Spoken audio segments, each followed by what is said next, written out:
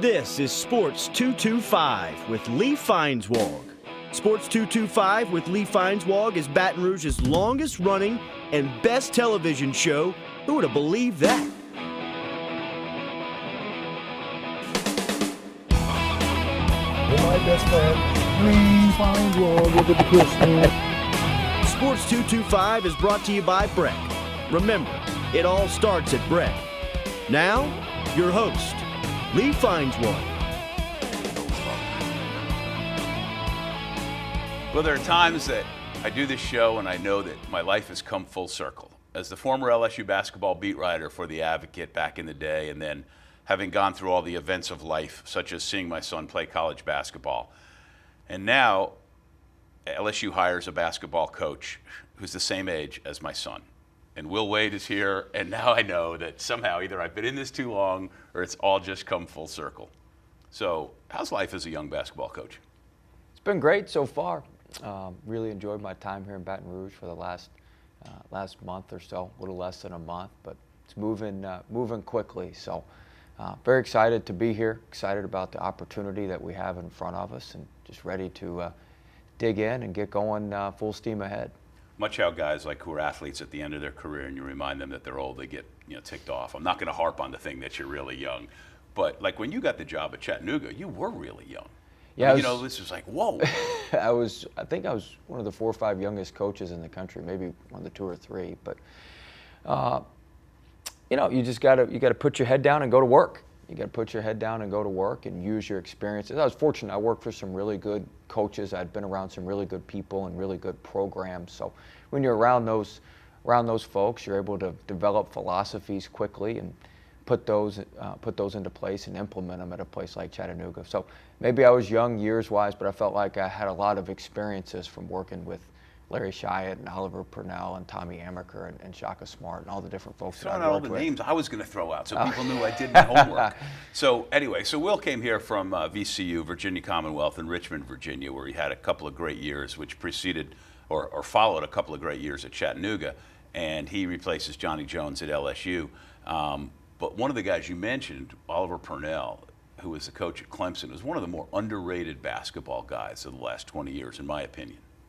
He's just phenomenal. I talked to him the other day, and we were talking about he's the best I've seen at retooling or rebuilding programs. He's done it at Radford, at Old Dominion, at Dayton. He did it at Clemson. So he's done it at 4 or 5 different programs, and he certainly would have gotten DePaul turned around if a couple things had happened differently. But he's got a phenomenal blueprint. He's got a phenomenal way about him on how to turn it. Because sometimes it's like turning a cruise ship. It takes a little bit of, you can't just turn it on a dime. It takes a little bit of time to turn things, but he has a good way about him on how to do it, and really what we're going to use here at LSU will be a lot of his blueprint and how he turned around those 4 programs, and I took a lot from him during my time with him. Well, I'm glad you mentioned that because, you had said, I remember somebody asked you at the news conference about rebuilding, and you said retool. And I was like, wait a second. He's got to know what he's getting into here. I mean, the cupboard's not full.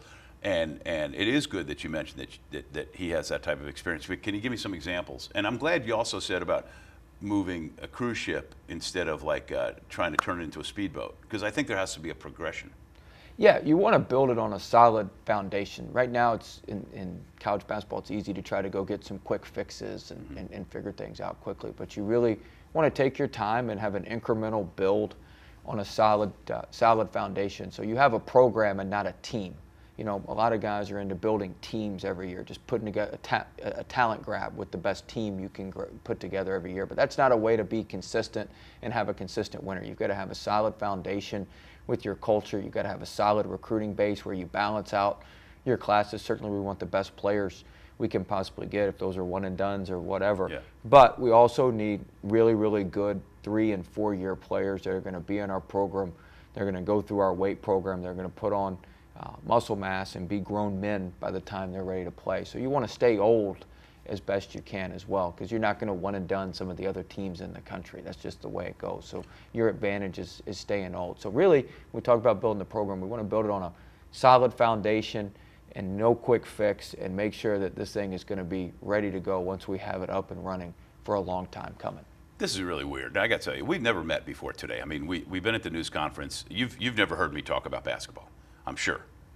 And Not till today. And you just said things that, like, verbatim, I could pull out for you that I've either written, said on television, or said on radio, that exactly about building a program and getting caught in that trap about building teams, about having the foundation, about having guys with experience. It kind of warms my heart. I might just kind of tear up. But yeah, I mean, it's hard. I mean, of course, you followed from afar. You know the story, like, for example, when Ben Simmons was here. And there's other situations. I don't mean specifically LSU, but you know, Kentucky's obviously got it to an art form, but of getting the one and dones and the future NBA players. But the key is, and you know from being at VCU before, and then what you did at VCU or what happened at Butler, was done with the foundation and guys who came through and experience. Yeah, you want to have an experienced team. If you look at the teams look at North Carolina, for example, who won it all this year. They had experience. Yeah. They had experience everywhere. And so it takes, you've got to go through the battles. You've got to have some ups and downs in order to, really some lows to experience those highs. And that's what it's about. And so you want to build a team that reloads every year, but it's based on your upperclassmen and how good your upperclassmen are, and they set the tone and they lead the way for the younger guys that you bring in. When you do that, you've got a good program and you got a team that's just going to continuously reload and be better or be as good as they were the year before. It sounds good, and I love to hear it. He's Will Wade. He's the new LSU basketball coach. I'm Lee Feinswag. I'm going to take this break and dab my eyes. It's Sports 225.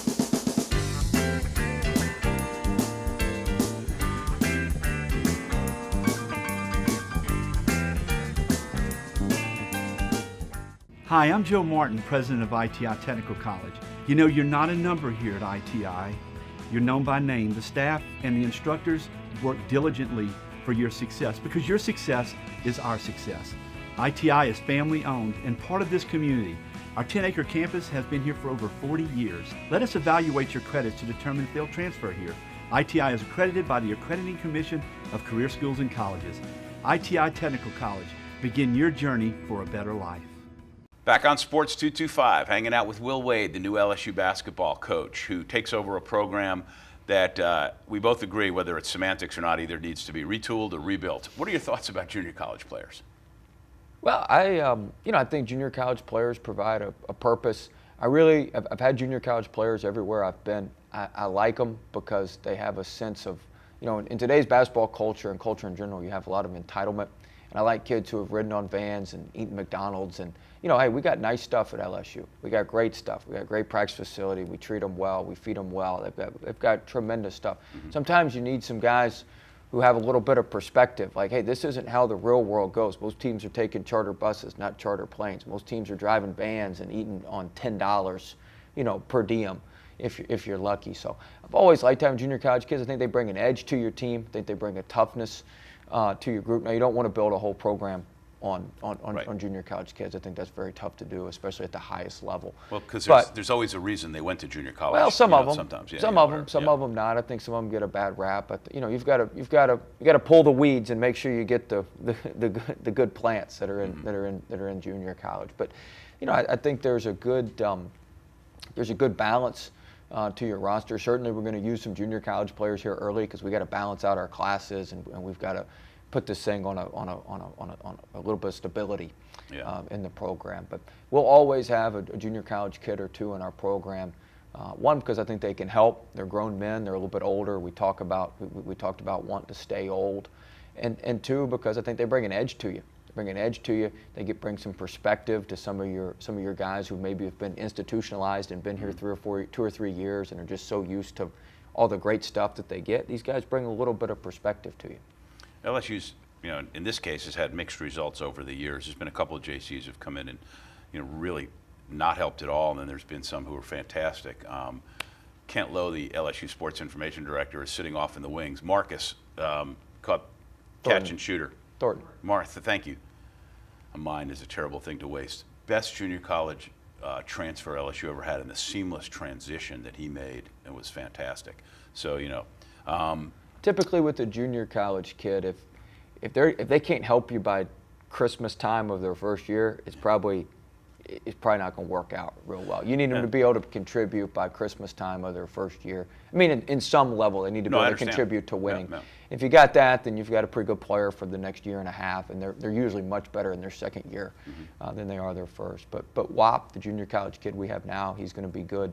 The kid Brandon Jenkins has a chance to really, he can guard the ball and do some things. So, we've got some good pieces now, and we've got to put it together. The roster that you have is not going to include, evidently, Antonio Blakeney. What was the conversation like that you had with him? Well, we'll see. He still hasn't hired an agent, so he still left the option open. Good choice. He's still left the option open to come back. So we've had honest conversation. He worked out with us. We've had dialogue, but we don't want to hold anybody back from their dreams. I mean, if your dream's to play in the NBA and you've got a shot to play in the NBA, that's what we're about. So we're not trying to hold anybody back, but we do want to make sure that everybody maximizes their potential, gives themselves the best opportunity to play at the highest level and earn the most amount of money possible at that level. So that's Antonio's decision to make. That's not my decision to make. That's not our decisions to make. It's his family and his livelihood that's on the line, and we're going to support him with whatever he does. We'd certainly love to have him back. Blakeney, listen to me. Stay in school, get as many credits as you can, learn a year from this man, improve your stock, and you'll make more money in the long run and be a better person in your life. Thank you. I feel better now. I like your. We'll take it. We'll take the public service announcement. I like it. I mean, some of the guys who go out, sure, they're making more money than I ever could have dreamed about, but they could set up themselves for the long term in their lives so much better if they maximize the college experience.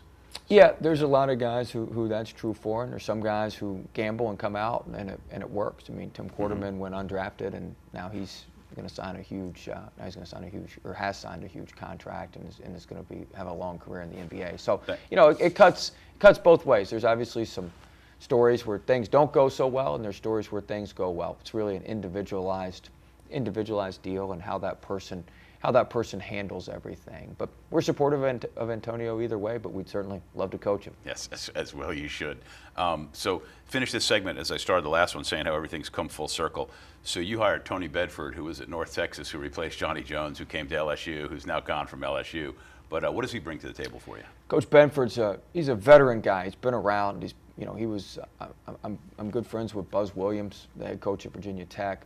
And Coach Benford worked with Coach Williams at Marquette, and I've never gotten a higher recommendation from somebody on an assistant coach than Coach Williams gave me on Coach Benford. And we had a lot of mutual friends that we knew, he knew well and I knew well, and it was very apparent to me that he was somebody we needed. He's got deep ties in Texas. He's a tremendous basketball coach. He does a great job with the bigs. He was drafted in the NBA. He was a standout college player.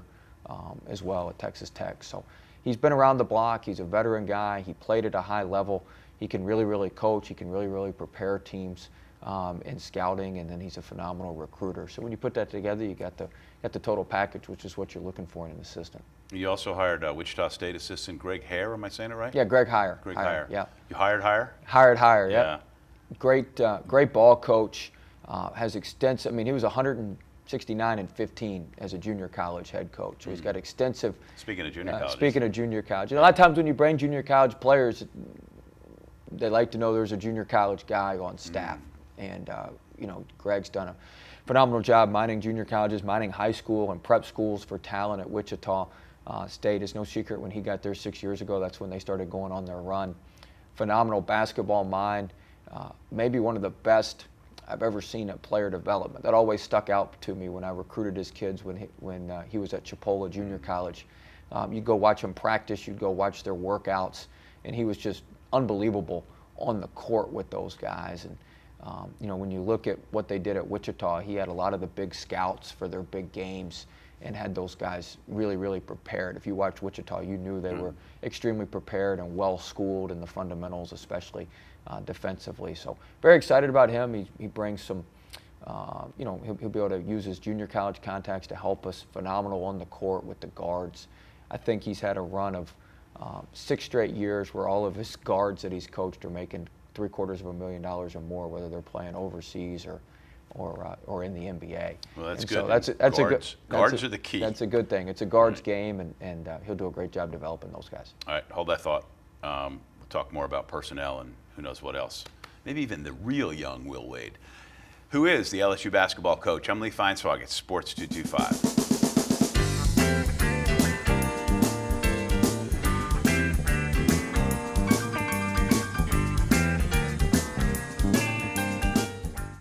Don't let the bed bugs bite you. We'll put them to sleep. Bed bugs can be transported from most anywhere. Hotels, department stores, even a friend's house. We've got the bead on bed bugs. Call the bug man today. Call 923-BUGS. We're back. Here we go. It's Sports 225. I'm hanging out with Will Wade, the new LSU basketball coach. When you were a kid growing up in Nashville, I just got this image of this really scrawny little kid. Were you? Tall, lanky, scrawny kid? That was me. I was just a decent athlete, but loved sports. My parents instilled that in me. My mom was a coach and principal. What'd she coach? She coached. She was a very, very good tennis player. She coached tennis and women's basketball before I was born, when I was a little bit younger. But then she moved into administration, and when you're in administration, you can't coach as much in schools. But she instilled that in me. She still coaches today. She'll be at a lot of the games. She gets mad. Yeah, she gets mad when things don't go right, and she'll give me her opinion after the game sometime That's great. on what we need to do. And my dad's he's a more positive guy, just very he's into all the theatrics at the game and the band and the fan. He enjoys all that sort of That's stuff. great. But it's a great combination, good people, and really instilled a love of athletics with me. So you went to Clemson as a student. Yep. How did you choose that, and did you get involved in basketball after you got there? Yeah, I was a manager for the basketball team at Clemson. I'm a little bit different guy. I like to carve my own path, and so everybody in Nashville, where I was from, everybody went to Auburn. That was a really popular school in Nashville, and so I said, you know what? Everybody likes Auburn. Auburn's a nice place. But I said, let's go somewhere that's a little bit different. So somebody said, well, they called Clemson Auburn with a lake. And I said, well, that sounds good. It's a little bit different. And so that's how I went and visited there and really, really liked it. And I think there was 2 or 3 kids from all of Nashville that went to Clemson the year I went. Yeah. And that's how I ended up there. And it was a great decision. Every job, everything that's happened to me in my life has happened because of going there and working with Larry Shyatt, working for Oliver Purnell, and then it just led me down the path. Larry Shyatt at Clemson, that's a book in itself. In fact, there may even be one. But before that, so you were a kid, you had to follow Vanderbilt basketball. Yep, followed Vanderbilt. We had season tickets. My mom. Eddie Fogler was National Coach of the Year there, of course. 1993. Yeah. They won the SEC. And Yeah. I grew up going to Vanderbilt games in Memorial Gym. We had season tickets, and my mom has 2 degrees from Vanderbilt. So it was a fun time. Coach Fogler had great teams at the time at Vanderbilt. It was the same time, Arkansas was great, LSU was great. It was such a Kentucky magical time was in great. the SEC. There was a lot of really high level teams, and the SEC's coming back. I mean, the SEC's getting back like that now, and we've got to climb our way back to the top. This last NCAA tournament was a nice, vindication, something like that for the SEC. It was good. So you left Clemson. You graduate there with a degree in basketball now, and then what?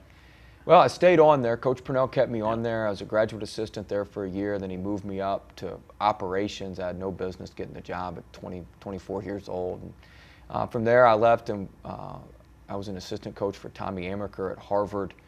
Phenomenal first coaching job, because at Harvard you're able to make some mistakes in recruiting, and the kids still want to go to Harvard because it's Harvard. So it's a great place to learn on the job with the And the Ivy League's got to be a fun place to coach for basketball. It's a tremendous league, and what Coach Amaker's done at Harvard. When he got to Harvard, they had been to one NCAA tournament in 1946, and they had never won the Ivy League. And now, when you think of the Ivy League, Harvard's the first school you think of. It was Penn and Princeton. And let me, if you don't know who Tommy Amaker was, he was a star at Duke, who later coached at Michigan. Was he at Seton Hall? He was an assistant at Duke, then he was the head coach at Seton Hall, head coach at Michigan. Right. Now he's the head coach at Harvard, and really just built a mid-major So it's great that you've been, juggernaut. these guys who are all, like you've mentioned so many of them. It's great that you have that frame of reference. However, if I don't have a frame of reference for one last commercial break, we'll have nothing left in the last part of the show. So he's Will Wade. He's the new LSU basketball coach. I'm Lee Feinswag. It's Sports 225.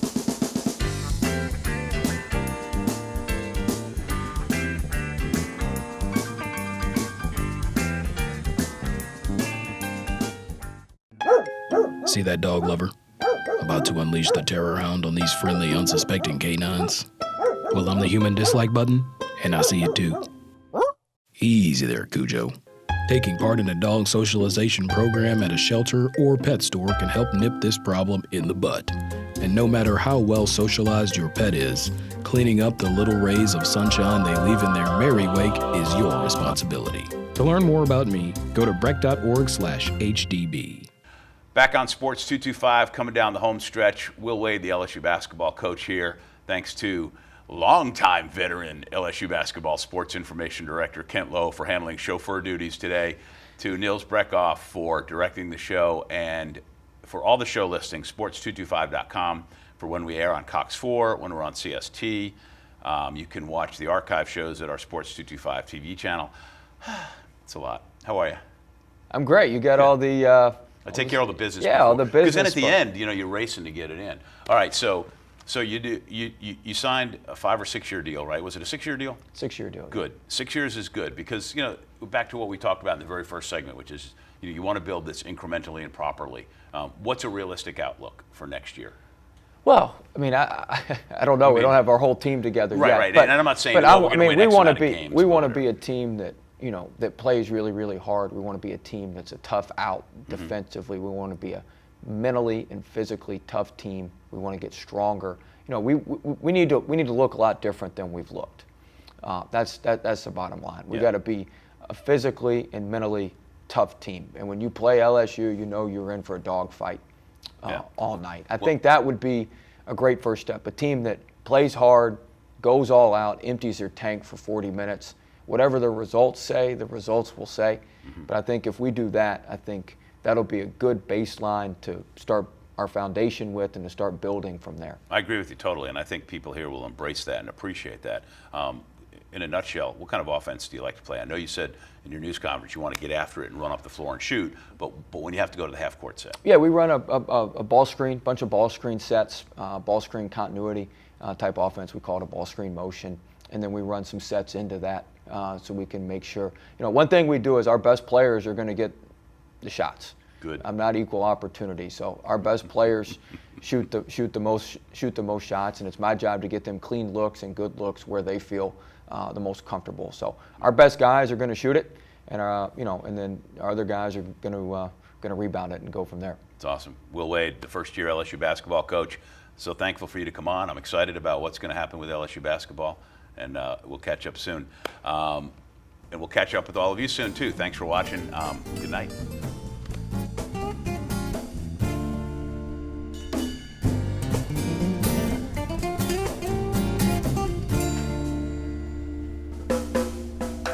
At carnival time by Baton Rouge Bay, that's the site of my story. At Spanish Town Mardi Gras, things can get blurry. See the mowers marching, prizes fill the sky.